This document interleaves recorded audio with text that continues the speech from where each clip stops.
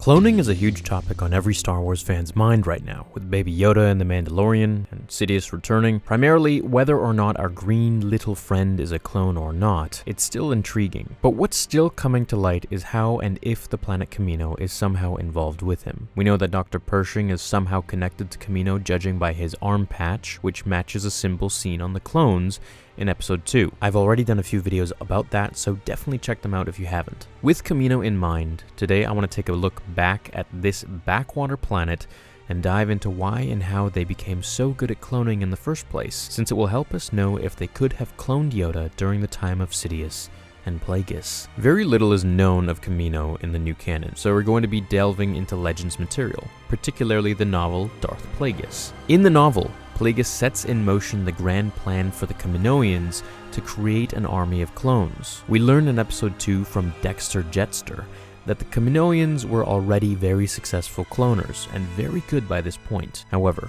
the creation of the clone army for the Republic was easily the most ambitious and complicated batch of clones that the Kaminoans had ever attempted. Prior to this, Kamino primarily cloned creatures, particularly rare creatures for people to hunt. Even Darth Plagueis would have them do this for him to give as gifts and to experiment on in his quest to learn how to gain immortality.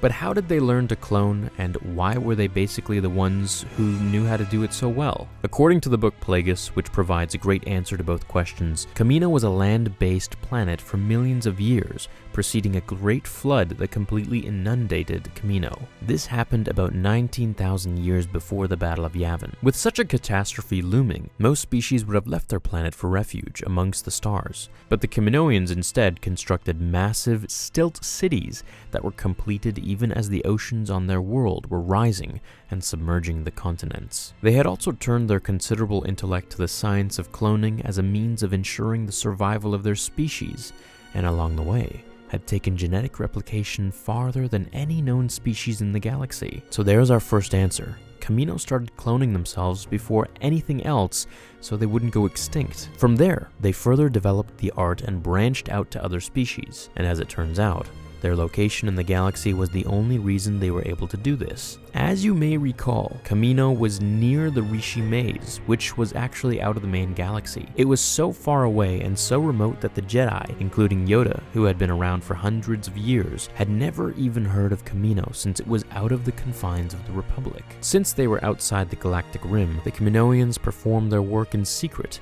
and only for the very wealthy. So just like Tatooine had slavery since it was out of the Republic, Kamino illegally cloned since it was also out of the Republic. One of their biggest clients were the miners of Subterrel. The Kaminoans developed a being with shovel hands that could survive in horrible conditions of the mines, and then cloned it a bunch of times to create a labor force that was better than droids, but also relatively expendable. So obviously their cloning techniques were somewhat questionable morally, and it was unlikely they would have aided by the Republic's restrictions on cloning. So it was because they were so out of the Republic that their abilities in cloning developed beyond anything in the Republic. Plagueis loved all of this about them too. He said that moral principles of natural selection seemed to be something they had left on the floor on what seemed to be Kamino's planet-wide ocean. Plagueis considered them to be almost Sith-like in their emotional aloofness and their scientific objectivity. And the idea that clones were created to be expendable was a hot topic even during the Clone Wars.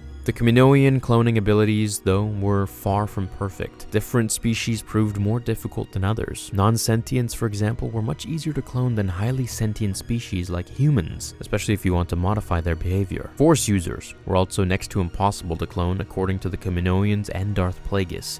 We also see this in the Force Unleashed games. So if the clone army was the most complicated thing the Kaminoans had ever cloned up to this point in their history, then it's possible that Baby Yoda is something that Kamino couldn't have cloned before episode 1. In other words, Baby Yoda might just be a normal member of Yoda's species that is strong in the Force, born by natural means. Because if Kamino had cloned a sentient Force user prior to the creation of the army, then Plagueis and Sidious may have created an army of Force users rather than use Jango Fett as the genetic template. All of this doesn't mean, though, that Dr. Pershing isn't trying to get a hold of Yoda to clone him now. But why isn't Dr. Pershing a Kaminoan? That's a whole other question for another time.